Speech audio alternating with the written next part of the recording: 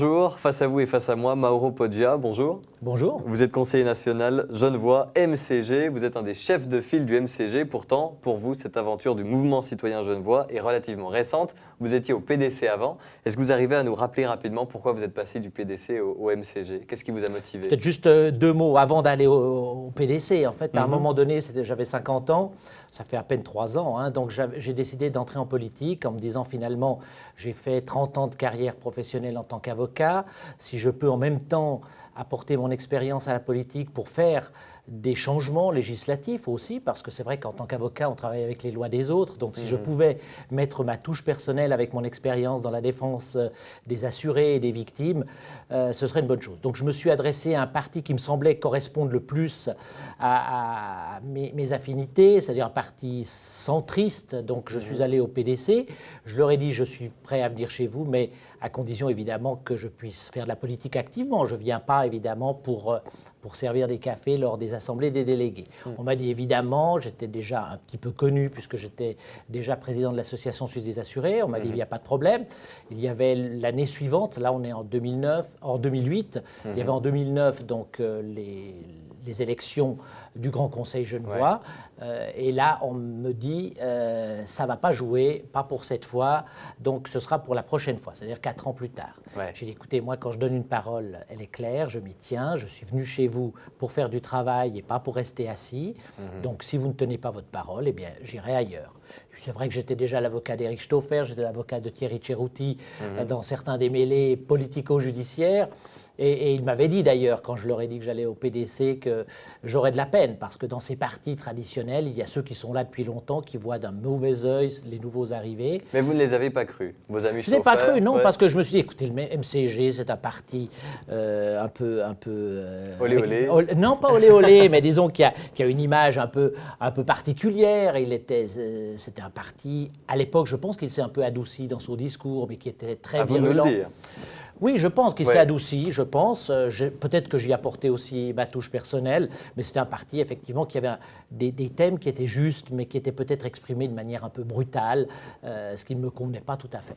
Mais je me suis dit, peut-être que le MCG, on va pouvoir en faire progressivement une chaussure à mon pied, puis finalement, avec l'accord de tous ceux qui sont là. Et on s'est très bien entendu, on a fait du bon travail. Je dois dire que ça fait maintenant 3 ans que je suis dans ce parti. Je n'ai eu de problème avec personne. Quand on a des divergences sur certains points, on en discute. On les résout de manière tout à fait démocratique. Et ceux qui prévoyaient un clash rapide entre Poggia et Stauffer ont dû être déçus. Mais ça veut dire que maintenant, ce parti, le MCG, vous ressemble parfaitement? Où je ressemble parfaitement au MCG, c'est à voir. Je pense que je suis parfaitement bien. Disons, il n'y a aucun discours que je souhaitais tenir, que je n'ai pas pu tenir au sein du MCG. Alors que si j'avais été dans un parti de gauche, on ne m'aurait pas permis de tenir un discours sécuritaire. Inversement, si j'avais été dans un parti de droite, on ne m'aurait pas autorisé à défendre les assurés contre les caisses maladie comme je le fais actuellement. Donc c'est un parti qui me laisse cette liberté de parole et je lui en serai toujours infiniment gré. Bon, cet opportunisme, vous le revendiquez, certains le planquent parce que c'est vrai que ça fait un peu mauvais genre en politique. Est-ce que vous pensez vraiment que la politique peut être qu'une affaire d'opportunisme ? Qu'est-ce que ça veut dire être opportuniste? Je pense qu'être opportuniste, c'est aussi une manifestation d'intelligence. Lorsque l'on sait où l'on veut aller et que l'on saisit à un moment donné les opportunités qui s'offrent à nous pour arriver à ce but, sans changer de direction, ça c'est le mauvais opportunisme, c'est celui qui change de cheval en cours de bataille. Non, moi je sais où je veux aller, je sais quelles sont les valeurs que je veux défendre, et le MCG s'est présenté à moi, il correspondait finalement à ce que je pouvais finalement utiliser, mais dans le bon sens du terme, comme j'aurais utilisé le PDC aussi, en tant que moyen politique existant sur le marché, entre guillemets, eh bien finalement, je pense que cet opportunisme-là, je le revendique volontiers. Vous formez un couple particulier avec Éric Stauffer, hein? Lui est le petit diable, vous le petit ange, lui allume, vous éteignez. Le couple est peut-être un peu excessif. Je pense qu'on est un binôme. Mais vous fonctionnez ensemble quand même, hein? Les gens nous voient fonctionner ensemble. C'est pas le cas ? Écoutez, on est ensemble quand on est dans des réunions politiques, j'entends, mais sinon on n'est pas à se voir constamment. On a une grande amitié l'un envers l'autre, du respect je pense aussi, mais on a nos personnalités propres. Et je pense autant lui me dit quand il n'est pas d'accord avec moi, autant l'inverse. Des fois il y a effectivement des bras de fer sur des questions de termes à utiliser, soit pour des affiches, soit pour des journaux. Lui veut la polémique, vous voulez plutôt l'apaisement. C'est vrai qu'il a une image, c'est un peu comme, on dit toujours les deux policiers, vous le voyez dans les films, où il y a celui qui fait le dur, qui menace le prévenu, et le gentil qui vient derrière offrir un café, et finalement c'est un peu le chaud et froid. C'est pas vraiment ça, je pense que Éric a son tempérament qui lui correspond parfaitement, et moi j'ai le mien. Si vous voulez, on a les mêmes thèmes que nous défendons, mais avec une manière d'expression qui est différente. Et là, j'enfonce des portes ouvertes. Tous ceux qui nous connaissent voient bien que le style n'est pas le même. Mais vous arrivez à calmer Eric Stauffer tout le temps? Je pense que lorsque... C'est vous qui arrivez à calmer Eric Stauffer? Non, calmer, c'est un grand mot. Je dois dire que lorsque Eric me fait l'amitié de me parler de ce qu'il va faire avant de le faire, peut-être que je peux lui dire, le cas échéant... Lorsqu'il vous fait ce cadeau, en fait. Ouais. Non, mais Eric est quelqu'un d'impulsif. Ouais. Du bon côté comme du mauvais parfois. Donc c'est quelqu'un qui effectivement, il est génial en politique, il voit les choses avant les autres et il est très réactif. C'est ce qui a fait la force du MCG, il faut le dire, pendant toutes ces années, c'est que c'est un parti qui réagit au quart de tour alors que les autres sont comme une armée régulière face à des maquisards qui sont très mobiles. Donc nous sommes ceux-là, donc nous sommes partout à la fois et très rapidement. Alors que les partis traditionnels doivent d'abord se réunir, est-ce qu'on va le faire? Moi je ne suis pas d'accord, peut-être pas comme ça. Donc il réagit très vite, mais souvent il réagit très vite, peut-être pas de la manière dont d'autres souhaiteraient, mais au final, on peut dire que toujours ce qu'il a fait, ça a été, au niveau politique, ça a toujours été une bonne chose. Vous avez parlé de votre combat pour les assurés, d'abord en tant qu'avocat, aujourd'hui en tant que politicien. Pourtant, c'est plutôt une thématique de gauche. On entend beaucoup le Parti socialiste sur cette thématique. Vous avez pensé les rejoindre ? Non, j'ai jamais pensé à les rejoindre, même si je les rejoins souvent dans des débats au sein des parlements, que ce soit à Genève ou à Berne, parce qu'il y a des thèmes sur lesquels je ne peux décidément pas suivre les socialistes. Les socialistes, autant l'UDC démantèle les assurances sociales en considérant que finalement tous les assurés sociaux sont des profiteurs, autant la gauche materne les gens et fait d'un État nourricier le but absolu, en tirant systématiquement sur l'économie, sans comprendre que sans une économie forte, on ne fait pas de social. Or, les électeurs qui votent pour eux, qui sont souvent des gens défavorisés, sont des gens qui sont ici en Suisse, malgré tout, parce qu'il y a une économie forte qui leur permet de faire du social. Donc, les socialistes ne pourraient pas s'accommoder d'un discours comme le mien. Mais pour revenir à ce que vous dites sur la thématique des assurés, je pense que c'est faux de penser que c'est une thématique de gauche, et je pense que de plus en plus d'élus de droite réfléchissent différemment et se disent que ce n'est pas une question de gauche ou de droite, c'est une question de bon sens à un moment donné. Lorsqu'on a une assurance sociale, cette assurance sociale exerce des prérogatives de droit public, qui sont des prérogatives étatiques, et donc attribuer cela à des assureurs privés, c'est un non-sens si ces assureurs privés ne sont pas soumis à un contrôle efficace. Et aujourd'hui, ce contrôle efficace n'existe pas. Donc on a Vous faites ce contrôle, il n'est pas suffisamment efficace parce que vous n'êtes pas suffisamment puissant. C'est ça le problème, parce que les assurés de Suisse sont théoriquement le lobby le plus puissant du pays. C'est maintenant 8 millions d'assurés, puisque c'est la population. Nous sommes tous des assurés sociaux obligatoires. Or, il n'y a pas de culture revendicative, je dirais, en Suisse, contrairement à certains pays voisins, la France pour ne pas les nommer, qui eux descendent volontiers dans la rue. Si on avait eu en France ces hausses systématiques de primes, je ne parle pas de Vaud et Genève en particulier, qui ont payé des primes exagérées, qui se voient ensuite les réserves partir ailleurs, les gens seraient dans la rue, ce serait la révolution. Mais il faut... Et vous avez l'impression que ça manque, le fameux « indignez-vous » de Stéphane Hessel, vous pourriez en faire votre devise. C'est l'idée de dire maintenant il faudrait aller plus loin, s'indigner, descendre dans la rue, c'est un message que vous voulez passer. Je pense qu'à un moment donné, les politiques doivent comprendre, mais ils comprennent de toute façon. On ne va pas bouleverser la culture suisse, il faut savoir aussi que cet inconvénient qu'on décrit maintenant a fait aussi la force de notre pays durant toutes ces années. C'est précisément parce que la Suisse est un pays stable ou parce que les gens ne descendent pas dans la rue que c'est un pays où il fait bon vivre aussi. Donc on ne va pas tout jeter en l'air simplement parce qu'il faut s'indigner. Je crois qu'on s'indigne d'une autre manière chez nous. C'est plus lent, mais c'est plus long dans la durée. Je pense que le Suisse met plus de temps à mûrir sa révolte, mais lorsqu'elle est là, elle va jusqu'au bout. Vous savez que quand on pense MCG, à Genève comme dans toute la Suisse romande, on y associe tout de suite le mot frontalier. Est-ce que vous avez l'impression que cette thématique est trop présente dans votre parti, que parfois elle étouffe d'autres thématiques comme celles que vous défendez, les assureurs, les assurés ? Écoutez, c'est ce qui a fait la force du MCG. Si le problème était résolu, on pourrait se concentrer aussi sur autre chose. Je dois dire que ce n'est pas un parti monothématique. Mais c'est vrai que les frontaliers, vous le dites, est un sujet principal. Et pas seulement au niveau de l'emploi. C'est aussi un problème de logement, parce que beaucoup de ces frontaliers seraient peut-être des gens qui viendraient vivre en Suisse s'ils avaient les moyens de se loger à bon compte. C'est un problème de transport, parce que ces frontaliers polluent quelque part en venant et en partant tous les jours, mais ils ne le font certainement pas de gaieté de cœur. Ils seraient contents aussi d'habiter à côté de leur lieu de travail. Donc, il ne faut pas le frontalier, c'est la réponse à tout, en fait. Disons que le frontalier est, si vous voulez, ce n'est pas le frontalier parce qu'il ne faut pas individualiser les choses. Je pense que la Suisse et Genève en particulier ne serait pas ce qu'elle est sans les travailleurs frontaliers. Mais il y avait les travailleurs frontaliers historiques, si j'ose dire, de l'Ain et de la Haute-Savoie, qui ont fait cette force de Genève, qui étaient dans une mentalité culturelle très proche, je dirais, de la Suisse. Ça, c'est le bon frontalier, ça. Je ne veux pas dire le bon ou le mauvais. C'est le frontalier qui nous correspond, si vous voulez. C'est quelqu'un avec lequel on ne voit pas de différence lorsqu'on travaille avec. Et ensuite, il y a le frontalier qui est celui qui vient de beaucoup plus loin, mais surtout de l'Hexagone, et qui, faute de pouvoir se domicilier ou se loger à bon compte à Genève, se mettent dans la zone frontalière. Et ça, c'est le nouveau frontalier, dont les anciens frontaliers se plaignent aussi, parce que non seulement il leur prend leur boulot, parce qu'il est prêt à travailler moins cher, puisqu'il vient souvent de régions françaises dans lesquelles il est au chômage avec moins de 1 000 € par mois, et tout en étant universitaire, mais c'est quelqu'un aussi qui prend les logements des anciens frontaliers, tout en étant en mesure de les payer plus cher qu'eux. Donc, je crois que c'est un problème global. Mais je ne veux pas mettre le doigt sur le frontalier. C'est surtout un dysfonctionnement de la politique nationale suisse.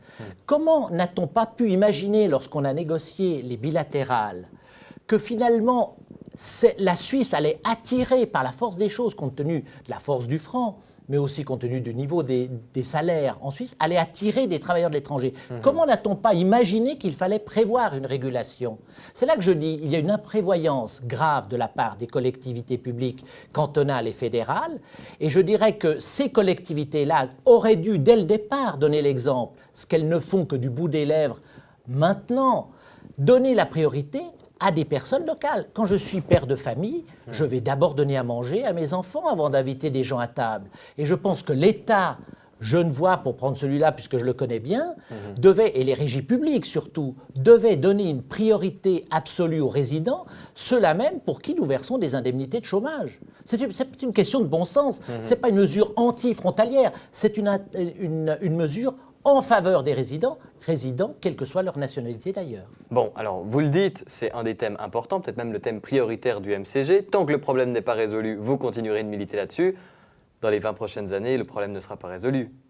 Non, je crois que si les autres partis continuent à travailler aussi mal, eh bien, ils sont notre fonds de commerce, parce que finalement, le MCG est issu de la faillite des autres partis. S'ils faisaient bien leur boulot, nous n'existerions pas. Il faut le dire avec humilité.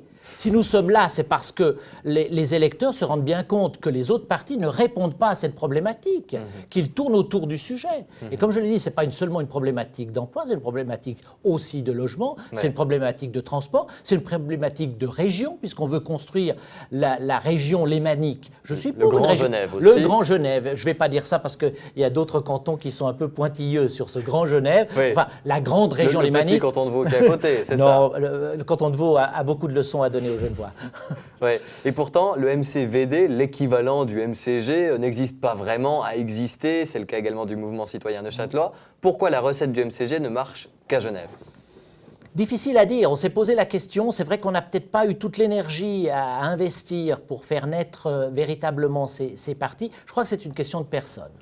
Je crois que si nous avions une poignée de personnes déterminées, en mesure de s'exprimer aussi avec pondération, dans tous ces cantons, je pense qu'ils répondraient à un besoin. Je pense que les Vous avez casté des rigolos au début, quoi.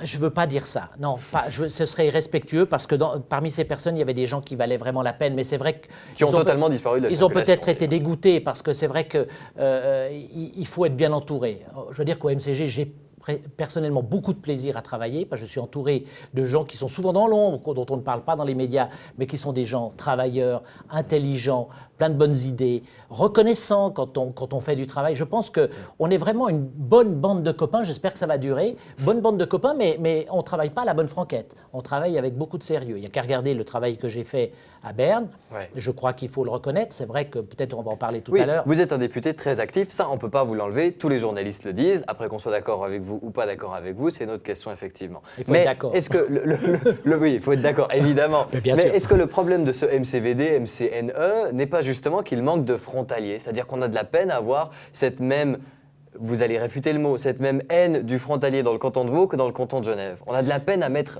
la faute sur le frontalier dans le canton de Vaud. Écoutez, si le but c'est de créer une haine pour constituer un parti, je préfère qu'il ne voit jamais le jour. C'est pas ça le but. Il faut qu'il y ait des gens qui soient sensibles aux problèmes et qui soient même prêts à travailler avec ces frontaliers-là. En les identifiant comme un problème. Regardez le Jura. Le Jura a un problème grave de frontaliers. Oui. Pourtant, il n'y a pas de mouvement citoyen jurassien qui a encore vu le jour. Mais je leur fais volontiers un appel. Qu'ils le fassent, j'entends. On va les aider, mais ensuite, c'est à eux. Ils peuvent l'appeler autrement. Ils peuvent appeler la politique autrement. Peu importe. Il faut une alternative par rapport à la politique actuelle, qui est une politique, je pense, de la langue de bois, qui est une politique qui ne s'attaque pas aux vrais problèmes, qui est une politique qui n'est plus en phase avec les citoyens.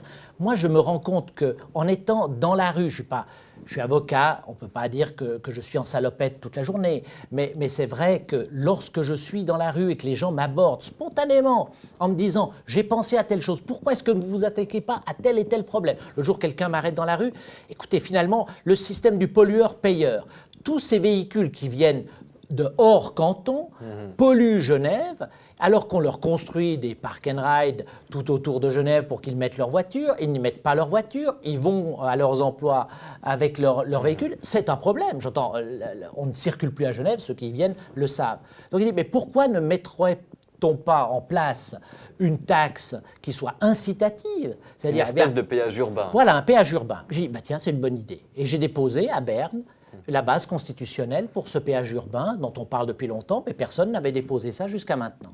Donc, les Verts en parlent beaucoup surtout. Ils en parlent beaucoup, mais qu'est-ce qu'ils font ?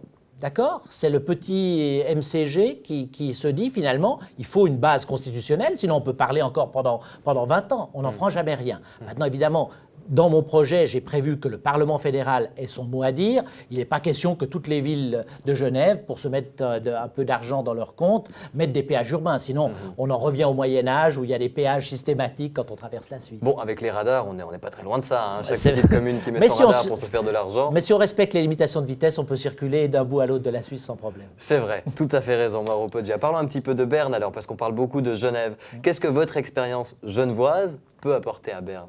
Enfin, apporte actuellement à Berne. Écoutez, genevoise et mon expérience professionnelle. Je veux dire que j'ai eu une carrière professionnelle qui n'est pas finie d'ailleurs. Hein. Je sortais ce matin d'une audience avant de venir vous voir. Donc, qui m'a sensibilisé à certains problèmes des assurés de manière générale, des victimes de manière générale, et des victimes qui ont des problèmes en procédure pénale, des assurés qui ont des problèmes pour se faire rembourser certains traitements, qui ont des problèmes parce que leurs réserves disparaissent de là où ils les ont versées. Et toute cette expérience personnelle, finalement, couplée aussi avec mon expérience pratique, parce que c'est vrai que si j'étais menuisier, j'aurais beau avoir une expérience personnelle si je n'arrive pas à formuler les lois. Donc c'est ma chance, je veux dire, c'est ma chance de pouvoir le faire. D'autant plus que je ne suis dans aucun groupe parlementaire, on va peut-être en parler. Donc je suis le seul conseiller national véritablement indépendant. Alors certains disent « Oh, il est indépendant, il ne sert à rien ». Eh bien écoutez, si servir à quelque chose à Berne, c'est de voter à l'unisson avec le régiment dans lequel on est intégré, je préfère servir à rien comme je fais moi maintenant, en déposant de manière totalement libre et indépendante des projets de loi que je vais aller défendre évidemment en commission, que je défendrai en plénière.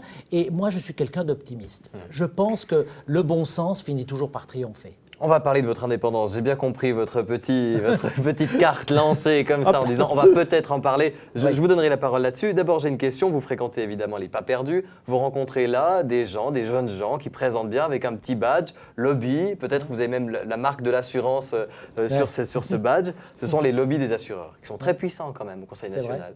Qu'est-ce que vous leur dites quand vous les rencontrez à la pause de midi, entre deux sessions? Écoutez, ils ne viennent pas me voir. Je pense qu'ils savent. Ils vous fuient? Non, ils ne me fuient pas, mais je pense qu'ils savent que c'est un peu du temps perdu. Remarquez, lorsqu'il y a des réunions de l'ASA, l'Association suisse des assureurs, j'y vais volontiers parce que j'entends l'assurance est quand même une belle institution. Pouvoir s'assurer contre les coups du sort. Donc, on ne va pas tirer sur les assureurs. Ouais. Je pense que c'est quelque chose qui apporte aussi à notre économie énormément. Et vous savez qu'ils sont gagnants aussi, ces assureurs. Mais bien sûr, mais j'entends, s'ils ne gagnaient pas, ils n'existeraient pas. Et comme je vous l'ai dit, je suis à droite économiquement et je considère qu'on en a parfaitement le droit de faire du bon travail et de s'enrichir en faisant du bon travail. Là où il ne faut pas aller, c'est commencer à faire du mauvais travail et de s'enrichir avec ce mauvais travail en profitant des plus faibles. Et c'est là, je pense, qu'il faut qu'il y ait un contrôle. Vous l'avez vu dernièrement avec la FINMA qui est intervenue sur la question de la Supra. Là, on est véritablement, même si c'est de l'assurance maladie, dans le domaine de l'assurance privée, puisque ce sont des assurances complémentaires. Vous voyez qu'à un moment donné, l'État doit intervenir, même si on est dans l'économie privée, parce qu'il y a un dysfonctionnement. À un moment donné, il faut protéger le plus faible dans un État démocratique. Et vous avez l'impression que là, l'État a démissionné en partie? Je pense que l'État a délégué ce contrôle aux organismes eux-mêmes de ces corporations. Or, ces organismes sont jugés partis. On le voit dans le domaine des banques, on le voit dans le domaine des assurances. Malheureusement, on ne peut pas demander à Santé Suisse de faire la police dans l'assurance maladie sociale. On ne peut pas demander à l'Association suisse des assureurs de faire la police chez les assureurs privés. Il faut que l'État regarde avec retenue. Il ne s'agit pas d'infléchir une politique d'entreprise dans un sens ou dans l'autre. On n'est pas dans un État socialiste ou socialisant. Mais il s'agit de protéger les plus faibles. Ouais. Allez, 2 mots sur votre indépendance. Pourquoi cette telle indépendance à Berne? Alors, je vous dirais, parce qu'il ne faut pas non plus essayer de jouer un faux discours. Je suis indépendant. Je suis indépendant parce que je n'ai pas trouvé de groupe où m'intégrer. C'est pas que je suis arrivé en me tenant mes bretelles, en disant « moi, je ne veux aller avec personne parce que je suis le meilleur, je suis indépendant ». Pas du tout. Donc, je suis indépendant aussi par la force des choses. Parce que vous vous sentez différent. Écoutez, c'est un peu prétentieux de dire qu'on se sent différent. Ah, c'est pas forcément mieux, c'est peut-être en moins bien. Oui, peut-être. Je pense qu'il n'y a pas de chaussure à mon pied. Je pense qu'un mariage avec l'un ou l'autre groupe, aujourd'hui, aboutirait vite à un divorce ou à des scènes de ménage.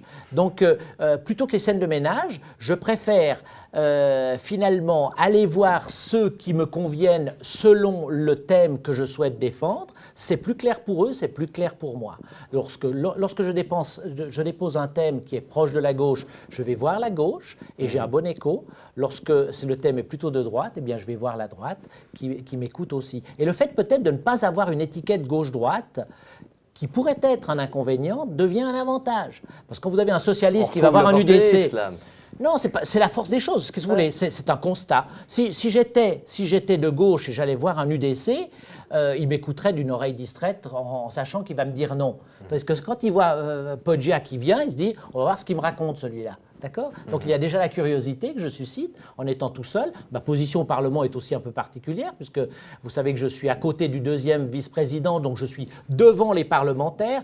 C'est ce qui a fait dire d'ailleurs à un conseiller d'État vaudois qui est venu au Parlement en disant « Félicitations, j'ai vu que vous aviez été nommé au bureau ». Non, pas du tout, je ne suis pas nommé au bureau, mais c'est vrai que j'ai une place intéressante qui me donne d'abord une vision globale, qui fait que tous ceux qui prennent la parole passent devant moi et donc me permettent d'échanger quelques mots. Vous pouvez leur envoyer une vacherie juste avant.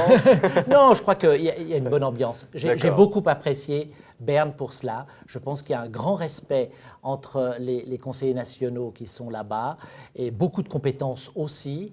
Et c'est un plaisir de travailler là-bas, même avec des gens avec lesquels on ne partage pas certains points de vue. Bon, il faut préserver le secret, donc vous ne nous direz pas tout ce que vous voyez face à vous, parce que d'avoir le Parlement en face, parce qu'on en voit des vertes et des pas mûres. Hein. Non, il se comporte bien. On doit voir quelques iPhones, bien, quelques jeux quand même sur les ordinateurs. Non, écoutez, je ne les vois pas, je les vois de face, donc je ne sais pas, j'ai l'impression qu'ils sont en train de travailler. Révisez vos lunettes alors, Mauro Poggia. On va regarder une petite vidéo ensemble, puisqu'on est quand même sur une chaîne musicale.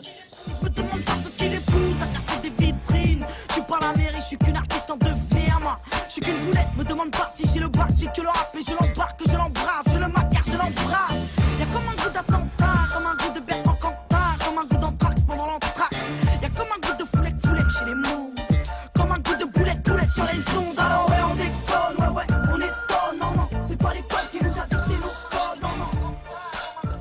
Vous avez reconnu la chanteuse dont il s'agit? Non, je dois dire, je suis tellement mauvais à ce niveau-là, mais j'aime beaucoup. Je vais vous aider alors. Dites-moi. C'est la chanteuse Diams, oui, chanteuse, rappeuse française. Oui. Et j'imagine que vous voyez où je veux en venir, non? Avec la rappeuse Diams. Non. Elle s'est récemment convertie à l'islam, ça a fait un peu un scandale, tout le monde n'a pas compris pourquoi.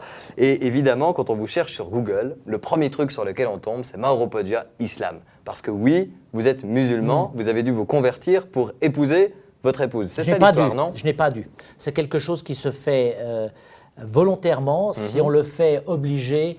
il vaut mieux pas le faire. Bah, autant aller boire un café, je crois que ça ne sert à rien. Mais vous comprenez que ça étonne. Évidemment, ça étonne. Bien sûr, ça étonne. Il faut replacer les choses dans leur contexte. D'abord, je dirais que l'islam, de la manière dont je le pratique et dont le pratique mon épouse, est une superbe religion. C'est d'ailleurs comme ça qu'il devrait être pratiqué. C'est comme ça qu'il s'est pratiqué par le passé, qu'on se rappelle ce qu'était l'islam du temps de Tolède, de Grenade. C'était véritablement un islam ouvert à la culture, ouvert à l'autre, ouvert aux autres religions. Et c'est cet islam-là qui devrait prendre le dessus. Et c'est vrai que vous devez à chaque fois le rappeler. Je dois chaque fois le rappeler, mais je me suis converti en 1996, donc c'est pas hier.